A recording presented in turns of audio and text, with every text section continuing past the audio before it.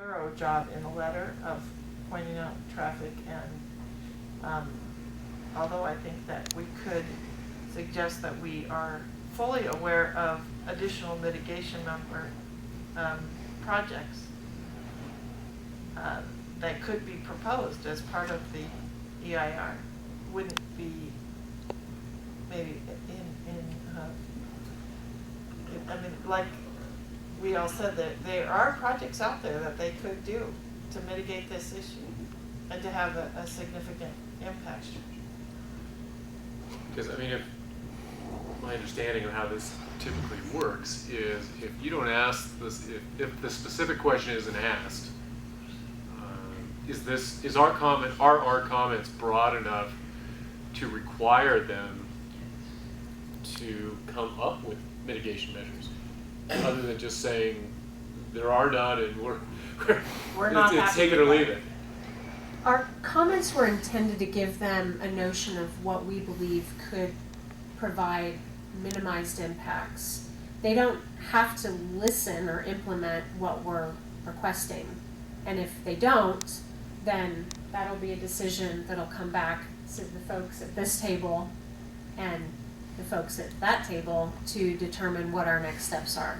Right, but this is, as you said, this is essentially our not our last, but this is our best bite at the apple to elicit responses. Right, it's earlier rather than later. So certainly. It would seem that if we were able to offer some, I don't know, some somewhat more substantive input specifically to the mouse hole and to traffic impacts, of you know, you guys really, you either need to tell us why you can't, other than just saying no, there are no mitigation that can be performed. You know, it would seem to me that we would want to elicit in the responses a better answer than that. I think that our draft comments are sufficient to require the county to give us a meaningful response. Okay. As to whether they will or not, we don't know, but I think that our comments are enough. Okay, that's what I was after, in a very roundabout way. Could I just, to be totally sure on that, saying in the letter specifically, we are aware of, you know, research done to expand the mouse hole to 4 lanes and the approximate cost is X. You know, would you consider that as a mitigation measure, just to put it, you know, have a number in there that they are responding to? That seems to me to really elicit that response of saying, look, this is the cost associated with doing this, consider it. But maybe that's not going to have any value. No. Well, but I think Andy's point is that the way it reads is they really can't go with the there are none response. They would actually have to come up with something better than that. That's right. Even if we don't put the estimated cost in, we tell them we think there are a number of alternatives that would be feasible mitigation measures, and then it's up to the county to explain why none of those measures would be feasible. And we would not necessarily be required to outline what those measures might be. No, we're not required to, although we certainly have proposed a list of things that we Right. think would be feasible mitigation measures. Yeah, and I just wonder if you wanted to expand on that list. You know, it's below are several suggestions for county's consideration, but none of them include, you know, expanding the mouse hole to 4 lanes or building a roundabout at Freitas Road. I mean, I don't expect them to do either of those, but they are specific mitigations that we will, well, at least one of them, we will probably be building a roundabout at Freitas Road to offset some of the traffic impacts. Right. So I think as it relates to the mouse hole, something we could do is touch on 4 concepts that we would suggest that the county consider. One concept being take steps with the project to reduce the demand that the project is creating through the mouse hole. That can take a number of different forms. And that's pretty well explained in the letter, I think. Right. Although one we didn't touch, which is obvious, is reduce the scope of the project. Right. And, you know, it might be worth adding that. highlight that. That would be analyzed in their alternative section, although I think they've got a fairly limited number of alternatives as proposed, right? They did an alternative of a 50% density reduction, and they found it to be environmentally superior.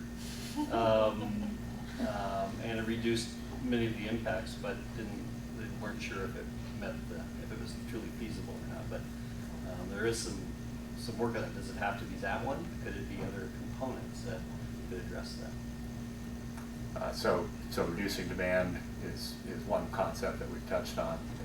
Adding transit, which is, it's not necessarily reducing the person demand through the mouse hole, but potentially the vehicular demand through the mouse hole.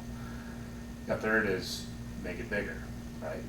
Build a project and add 2 lanes there, or a variation on that is provide some level of equitable financial participation towards a project like that. Yeah. Another which we have hit on is more employee housing in the valley, so less community through the mouse hole. Well, and that's, I think that employee housing is laughable in here, and also because I think that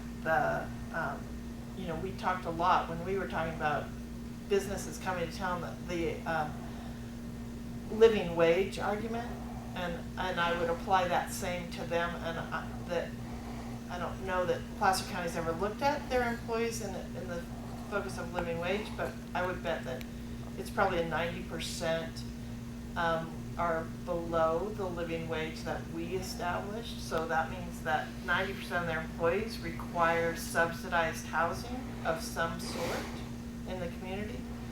That has a direct impact on our housing in our community. And we haven't, I think it's going to have, and as we've spoken many times in housing, you just push the bubble on one side and it comes out the other side. It doesn't matter. There's just not enough of it here. And this regional study is definitely going to help and showcase that. But having, maybe they should be providing a regional housing study to show that their impacts are mitigated appropriately. Well, more importantly, where are if those employees are not going to be in Olympic Valley, where are they going to be? Yeah. I mean, the likelihood is that yes, some will be North Shore, some will be in the proverbial, 8 people in the 3-bedroom house here in town. Yeah, and some The will way be they can afford eating the rent. as we build employee housing or market rate apartments or whatever, we will be accommodating, and we're trying to mitigate our employee and uses. I'm not sure I want to mitigate all of theirs too. Well, so if I can ask that question, John, I guess maybe this is you. I would assume again that doing the regional housing needs assessment, that this project would be a topic of discussion as to where, so if we're going to bring in, this number of new employees into the mix, and as proposed, 27% of them are going to be housed within the project or within the project scope, where are the rest of them going to live? Mm-hmm. I mean, that would seem to be a fairly substantial impact on the regional housing. I totally agree, and that's why I think our big concern is their mitigation measure is to address it in a future plan that involves a variety of options that may include in lieu fees or off-site housing options. We don't know where those are or where those in lieu fees will be used, and there's quite a few people living in Truckee who work in Squaw Valley as well. So you would imagine we will feel that impact, but without a plan in place that fully addresses it, we're pretty concerned about where those extra percentages come from. Thank you.